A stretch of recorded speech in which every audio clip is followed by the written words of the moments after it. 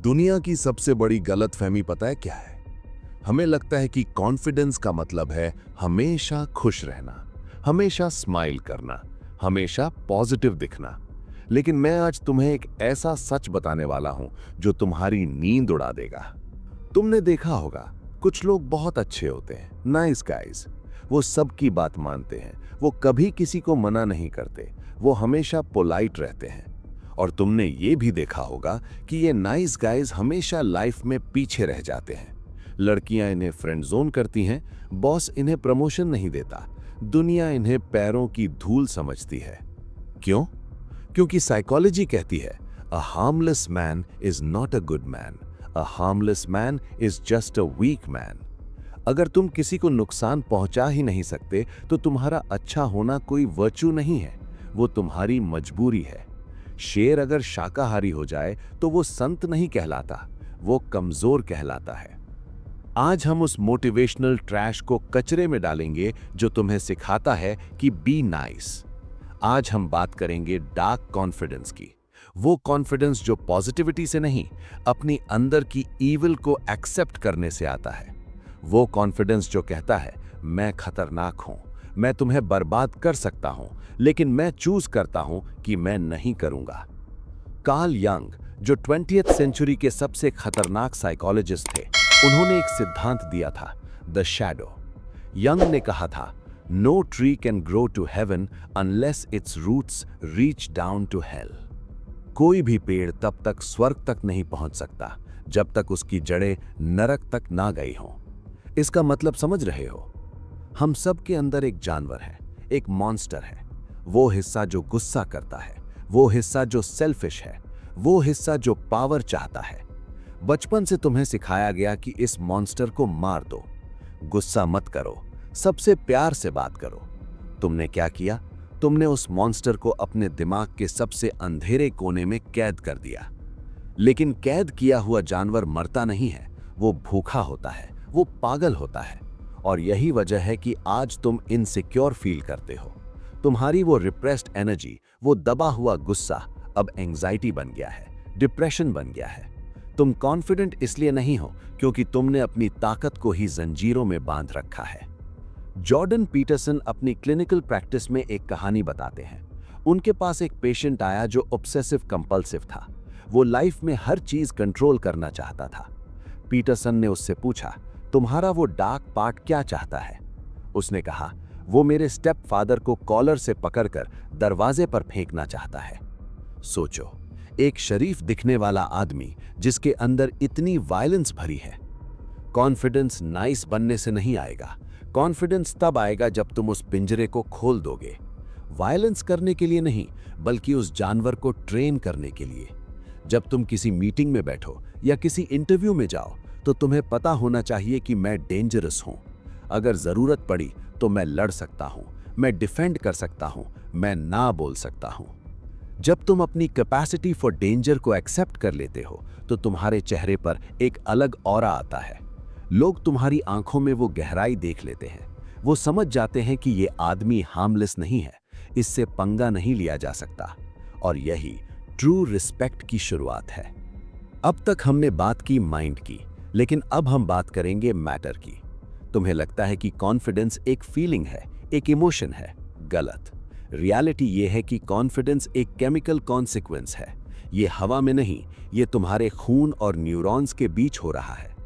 इसे समझने के लिए हमें इंसानों से दूर समुद्र की गहराइयों में जाना होगा। जॉर्डन पीटरसन का लॉबस्टर प्रिंसिपल मशहूर है, लेकिन बहुत कम लोग इसके पीछे की असली न्यूरोसाइंस जानते हैं। लॉबस्टर्स का दिमाग हमारे दिमाग से 350 मिलियन साल पुराना है, लेकिन उनका न्यूरोकेमिस्ट्री हमारे जैसा ही है। जब दो लॉबस्टर्स लड़ते हैं और एक जीत जाता है तो जानते हो उसके दिमाग में क्या होता है? जीतने वाले लॉबस्टर के दिमाग में सेरोटोनिन का एक्सप्लोजन होता है। वो अपना सीना चौड़ा कर लेता है, वो बड़ा दिखने लगता है। और हारने वाला, उसके दिमाग में सेरोटोनिन गिर जाता है, वो सिकुड़ जाता है, वो छुपा रहता है। लेकिन असली जादू यहां है। न्यूरोसाइंटिस्ट इयान रॉबर्टसन इसे कहते हैं the winner effect.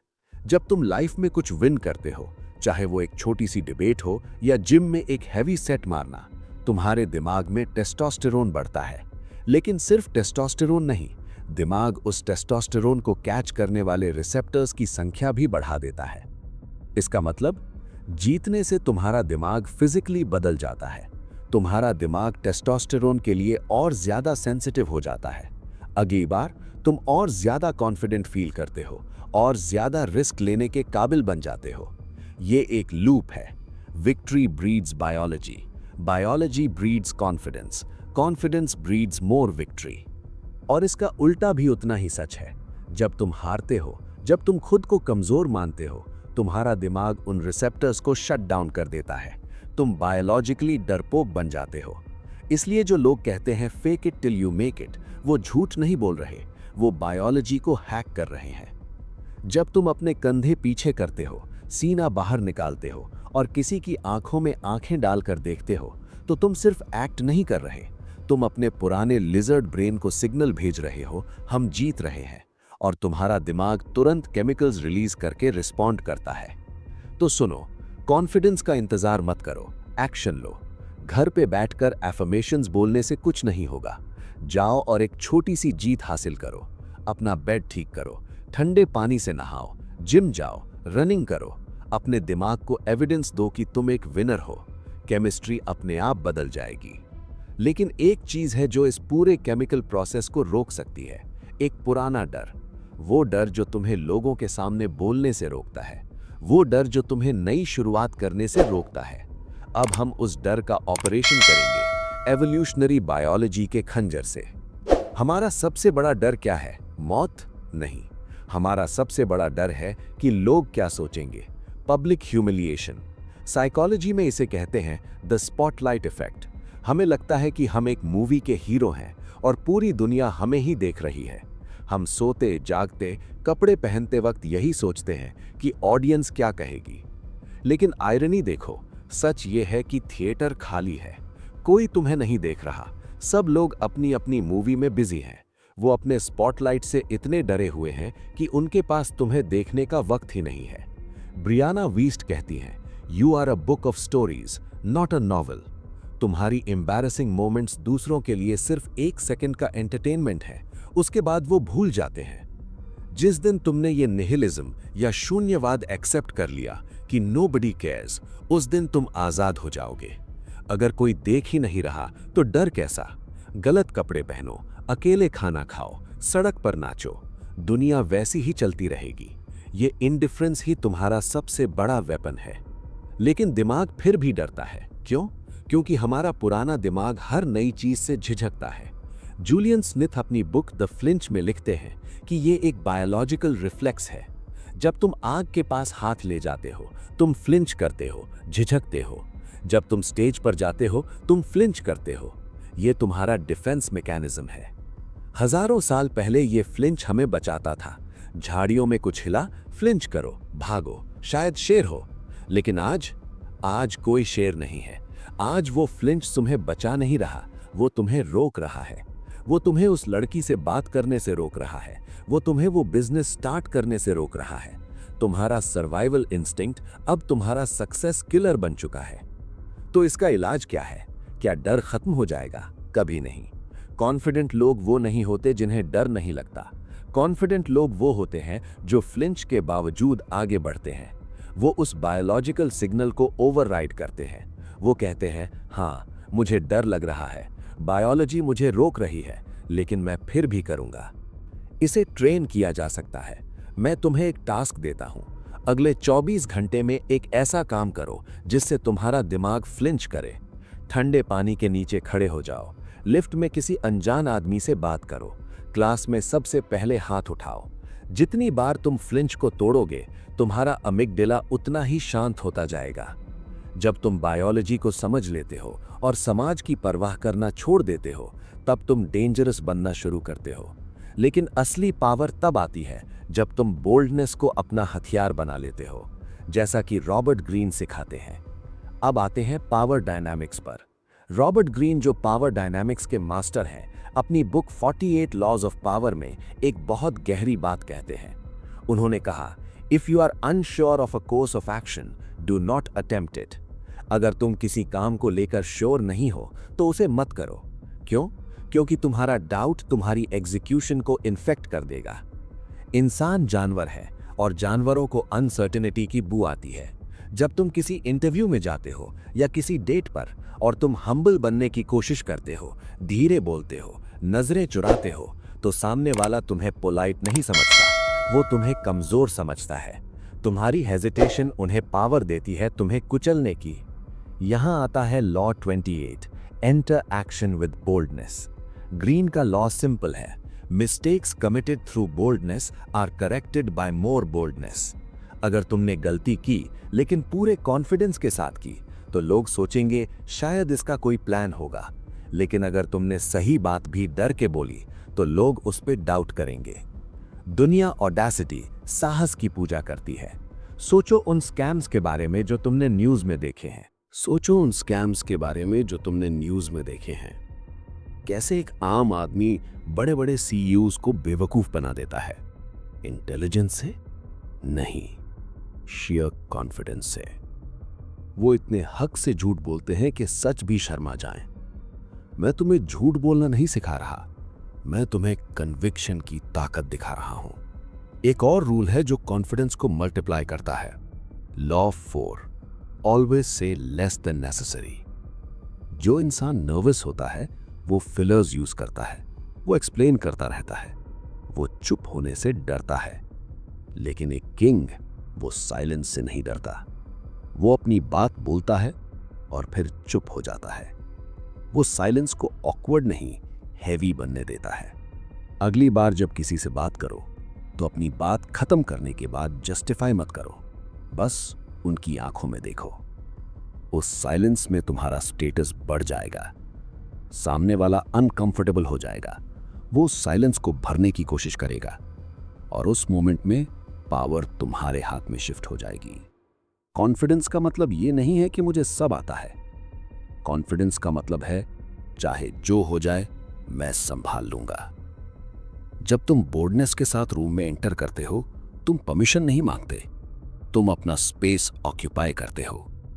Not because you are arrogant, but because you accept yourself. लेकिन सवाल यह है, क्या यह कॉन्फिडेंस असली है या ये सिर्फ एक दिखावा है?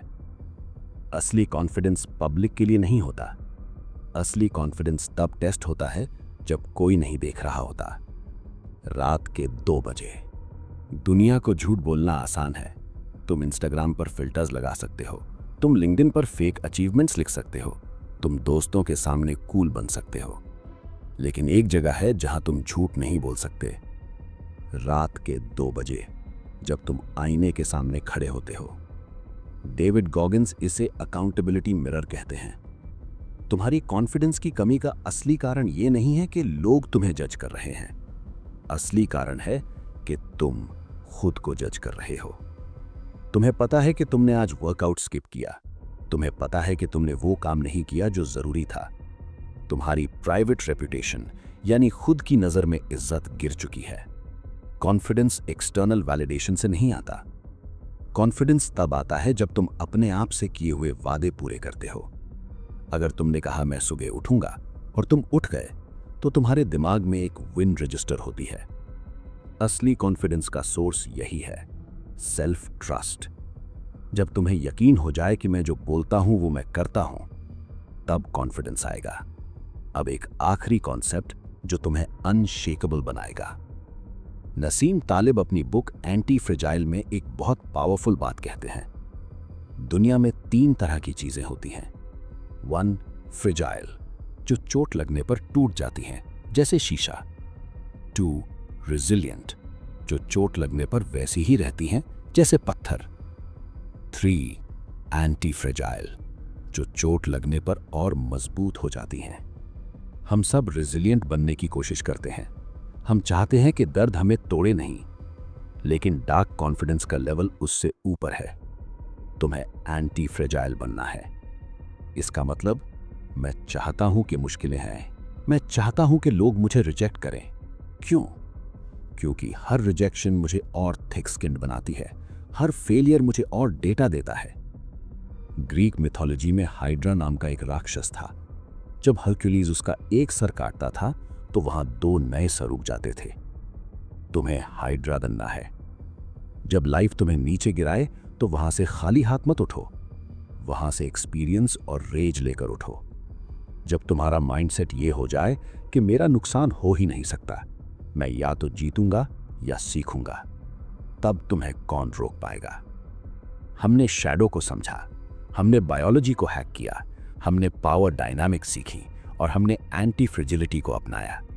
अब वक्त है इन सब को जोड़कर एक फाइनल प्रोटोकॉल बनाने का, वो कोड जो तुम आज से एग्जीक्यूट करोगे। तो अब तुम्हारे पास सारे टुकड़े हैं। हमने कार्ल युंग से सीखा कि नाइस नहीं, केपेबल बनना है। हमने न्यूरो साइंस से सीखा कि कॉन्फिडेंस एक्शन से पहले नहीं, एक्शन के बाद आता है। हमने रॉबर्ट ग्रीन से सीखा कि हेजिटेशन कैंसर है और बोल्डनेस इलाज है। और हमने नसीम तालिब से सीखा कि हमें टूटना नहीं, मजबूत होना है। अब सवाल यह है कि कल सुबह तुम क्या करोगे। यहां है तुम्हारा daily protocol. 1. Kill the nice guy. दिन में एक बार नो बोलो, किसी को खुश करने के लिए हां मत कहो, अपनी शैडो को फील करो। 2. Feed the winner effect. सुबह उठते ही एक छोटी जीत हासिल करो, बेड बनाओ, पुशअप्स मारो, ब्रेन को सबूत दो कि आज तुम जीते हो। 3. Override the flinch. दिन में एक बार वहां जाओ जहां डर लगता है, कोल्ड शावर लो या स्ट्रेंजर्स से बात करो, अमिगडाला को ट्रेन करो। 4. The mirror test. रात को सोने से पहले आईने में देखकर खुद से पूछो, क्या आज मैंने अपनी इज्जत कमाई। याद रखना, कॉन्फिडेंस कोई मंजिल नहीं है जहां तुम पहुंच जाओगे और रिलैक्स करोगे। कॉन्फिडेंस एक वॉर है। हर सुबह तुम्हारा लिजर्ड ब्रेन तुम्हें वापस आलसी और डरपोक बनाने की कोशिश करेगा। हर रोज तुम्हें उसे हराना होगा। तुम्हारे पास 2 रास्ते हैं। रास्ता 1, वापस जाओ, नाइस गाय बन जाओ, लोगों की अप्रूवल मांगो और रिग्रेट में मर जाओ। रास्ता 2, अपनी डार्कनेस को अपनाओ, अपनी बायोलॉजी को हैक करो और वो इंसान बनो जिसे देखकर लोग रास्ता छोड़ देते हैं। चॉइस तुम्हारी है। अगर तुम रास्ता 2 चुनते हो तो तुम अकेले नहीं हो। इस चैनल पर हम फील गुड बातें नहीं करते, हम रियल बातें करते हैं। अगर तुम्हें सच सुनने की हिम्मत है तो सब्सक्राइब करो और कमेंट में लिखो आई एम डेंजरस, ताकि मुझे पता चले कि मेरी आर्मी में कौन शामिल हुआ है। तो चलो और दुनिया को दिखा दो कि तुम कौन हो।